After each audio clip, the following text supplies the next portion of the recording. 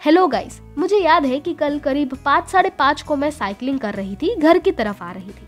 तभी मैंने देखा थोड़ी दूर में रोड में दो लोग लड़ रहे हैं, एक दूसरे को दनादन मार रहे थे। अब जैसे हर इंडियन के मन में वो क्यूरियोसिटी होती ही है कि चल क्या रहा है भाई, वैसे ही मेरे मन में भी वो खुजली हुई, तो मैं भी रुक गई और फाइट देखने लगी। तभी पता चला कि दोनों के बीच में इसीलिए लड़ाई हो रही है क्योंकि एक इंसान को विराट कोहली बहुत पसंद था, हद से भी ज्यादा पसंद था, और दूसरे ने उसके सामने उसके बारे में भला बुरा कह दिया। और बात तो शुरू नॉर्मल ही हुई थी, पर फिर वो कब आर्ग्यूमेंट में बदल गई और फिर कब हाथापाई में उतर गई, किसी को नहीं पता चला। और मुझे लगता है कि अब वो एक दूसरे से बात ही क्या, एक दूसरे की शक्ल को भी देखना पसंद नहीं करेंगे। तभी मुझे इस वीडियो का आइडिया आया, जिसमें मैं आपको 3 रीजंस दूंगी कि आर्ग्यूमेंट क्यों बुरे होते हैं, और अगर बात अड़ ही गई है, सामने एक बंदा खड़ा ही हो गया है, तो आर्ग्यू नहीं करूँ तो क्या करूँ।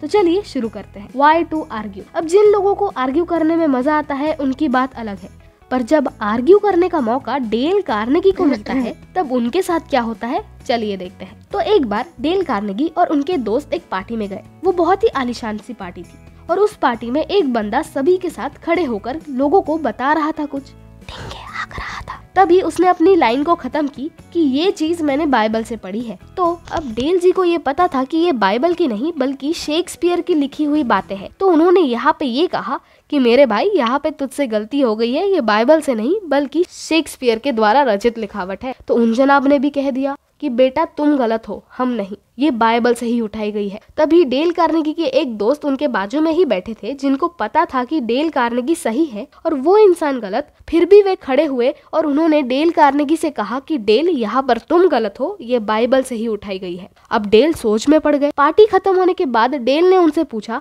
कि आपने उसको क्यों सपोर्ट किया जबकि आपको पता है कि वो गलत है और मैं सही हूँ। तो उन्होंने कहा कि हाँ, मैंने ऐसा इसीलिए किया क्योंकि हम वहाँ पे गेस्ट थे, और दूसरा कि आखिर तुम्हें उसे नीचा क्यों दिखाना है, तुम्हें क्या लगता है क्या रिजल्ट आएगा, क्या वो अपने ईगो को नीचे रखकर तुम्हारी तरफ आएगा। तुमने सिर्फ उसको इंफीरियर नहीं बताया है बल्कि तुमने तुम्हारे दोस्तों को भी शर्मिंदा किया। इसलिए जब जैसे एक्सरसाइज करते समय आप ऐसा नहीं कहते कि यार क्यों करूँ एक्सरसाइज, कल से शुरू करूंगा, मैं तो फिट हूँ, वैसे ही किसी से आर्ग्यूमेंट करते समय भी आपको यही कहना है कि मैं क्यों करूँ यार, बिकॉज नो वन विन्स। आप ही बताइए, जब आपकी किसी के साथ तू मैं हो जाती है तो रिजल्ट क्या निकलता है। पहला, या तो वो हाथापाई में उतर जाता है, दूसरा या तो वो मिटा देना पड़ता है क्योंकि वो हाथापाई में उतर रहा था।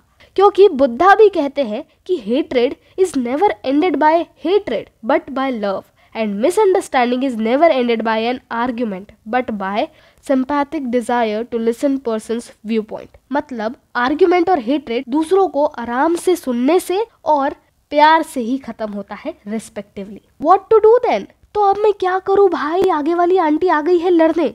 तो डेल कार्नेगी कहते हैं कि उस दिन मुझे सबसे बड़ा, अपनी जिंदगी का सबसे बड़ा सबक सीखने को मिला कि 10 में से 9 बार आर्ग्यूमेंट खत्म होती है उन दोनों कंटेस्टेंट के और कॉन्फिडेंट हो जाने पर कि वो सही थे और आगे वाला गलत।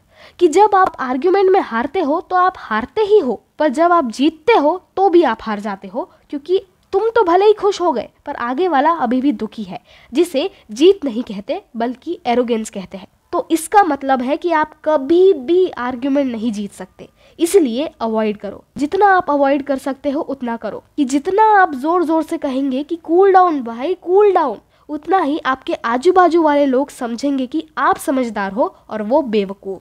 तो आर्ग्यू करने से लॉस ही लॉस है, और नहीं करने पर आप एक अल्फा बन सकते हो, आप लोगों को अट्रैक्ट कर सकते हो, क्योंकि एक अल्फा कभी भी आर्ग्यूमेंट नहीं करता और आपकी मेंटल पीस भी मेंटेन रहेगी।